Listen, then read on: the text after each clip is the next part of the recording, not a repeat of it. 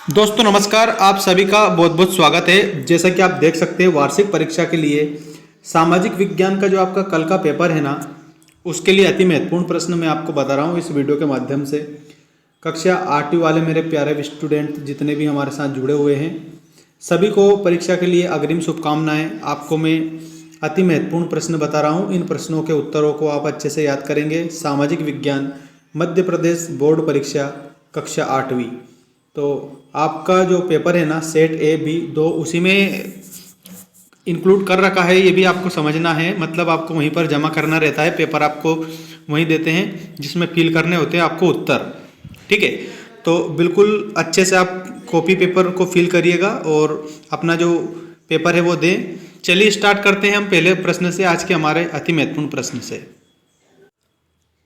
देखिए आपका इसमें पहला प्रश्न है, सन 1608 में प्रथम अंग्रेजी जहाजी बेड़ा किसके नेतृत्व में भारत आया था? तो ये कैप्टन हॉकिंस, आप इसमें याद रखना। अगर प्रश्न आए तो आप कैप्टन हॉकिंस करेंगे प्यारे मित्रों। और इसके बाद में आपको यहाँ पर इंग्लैंड में कानून बनाकर भारतीय कपड़े की आयात को कब रोक लगा दिया गया था? तो ये 1700 ईस्वी में रोक लगा दी गई थी भारत के कपड़े पर। ठीक है, कानून ही बना दिया था उन अंग्रेजों ने। ठीक है, अंग्रेजों के विरुद्ध सन्यासी विद्रोह का उल्लेख किस पुस्तक में मिलता है?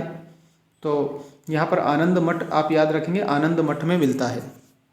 इसके बाद में प्राचीन काल में वर्ण व्यवस्था किस पर आधारित थी? तो कर्म पर आधारित थी। ठीक है, लोकतंत्र की परिभाषा है ये आपके सामने, जनता का जनता के लिए जनता के द्वारा शासन। ये कथन किसका है? तो अमेरिकी राष्ट्रपति अब्राहम लिंकन ने कहा था ये, कि जो डेमोक्रेसी है ना, by the people for the people. Abraham Lincoln ने कहा था, अमेरिका के राष्ट्रपति थे ये उस समय। अब देखिएगा आपका अगला प्रश्न है, पृथ्वी की सबसे बाहरी व ऊपरी परत को क्या कहते हैं?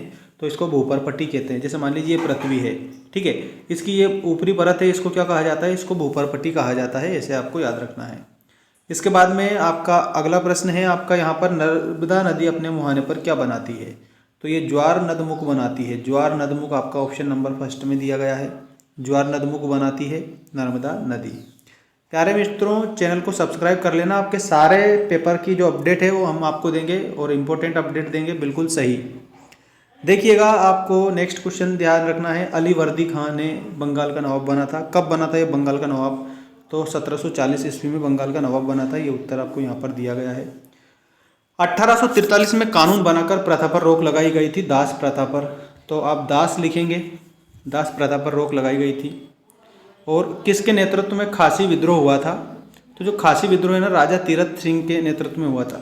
राजा तीरथ सिंह के नेतृत्व में खासी विद्रोह हुआ था। इसके बाद में किसके माध्यम से शिक्षा देना सरल और उपयोगी होता है? तो यहाँ पर आपको मातृभाषा याद रखना है, मातृभाषा के माध्यम से।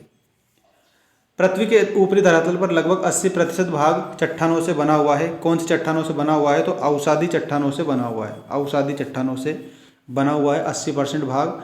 और एक और बात याद रखना, यहाँ पर हमारे देश में संविधान के अनुसार शासन पद्धति की स्थापना है, तो लोकतांत्रिक। तो आप लिखेंगे लोकतंत्र, लिखेंगे आप इसमें, लोकतंत्र शासन पद्धति की स्थापना है हमारे भारत देश में।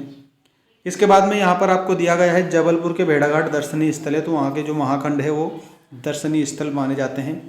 इसके बाद में आपको और जो अति महत्वपूर्ण प्रश्न है, ऑब्जेक्टिव टाइप क्वेश्चन, ये मैं बता रहा हूँ, उनको आप याद रखेंगे। देखिएगा यहाँ पर, राजा राम मोहन राय द्वारा किस भाषा में समाचार पत्र प्रकाशित किया गया था? तो हिंदी भाषा में समाचार पत्र प्रकाशित किया गया था। किस संविधान संशोधन द्वारा प्रारंभिक शिक्षा को मूल अधिकारों में सम्मिलित किया गया है? तो यहाँ आपको एक बात समझनी है कि 86वां जो संविधान संशोधन है उसके द्वारा प्रारंभिक शिक्षा को मूल अधिकारों में सम्मिलित किया गया है।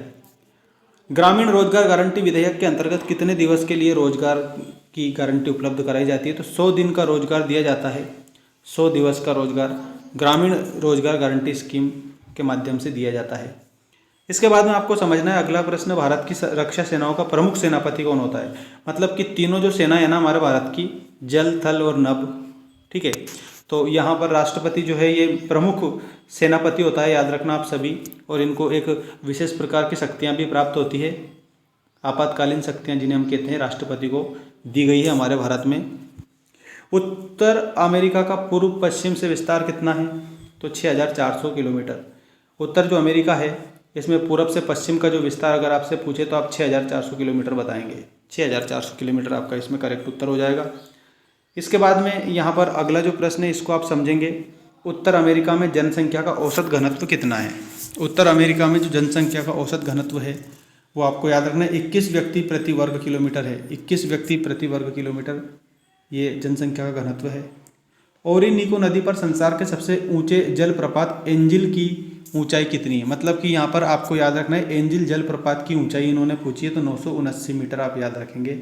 ऑप्शन नंबर फर्स्ट हमारा इसमें करेक्ट उत्तर हो जाएगा। और इसके बाद में क्वेश्चन नंबर 8 आप इसमें देखिएगा, संसार में केले का सबसे बड़ा उत्पादक क्षेत्र कौन सा है।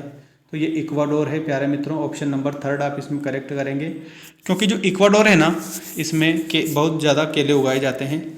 इसके बाद खालिस्तान आपके स्क्रीन के सामने आ चुके हैं, देखिएगा। सबसे पहला यहाँ पर है 1876 में इंग्लैंड की महारानी को भारत की घोषित किया गया था। तो याद रखना साम्राज्ञी मतलब रानी घोषित किया गया था, साम्राज्ञी घोषित किया गया था। ठीक है।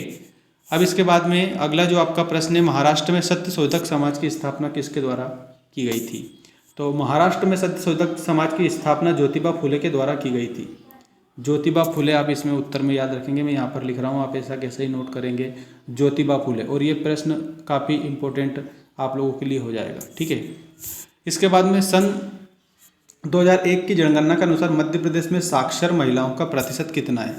तो कितने प्रतिशत महिलाएं साक्षर है। तो 50.28% जो महिलाएं हैं वो साक्षर है अपने मध्य प्रदेश में 2001 की जनगणना के अनुसार अगर देखा जाए तो।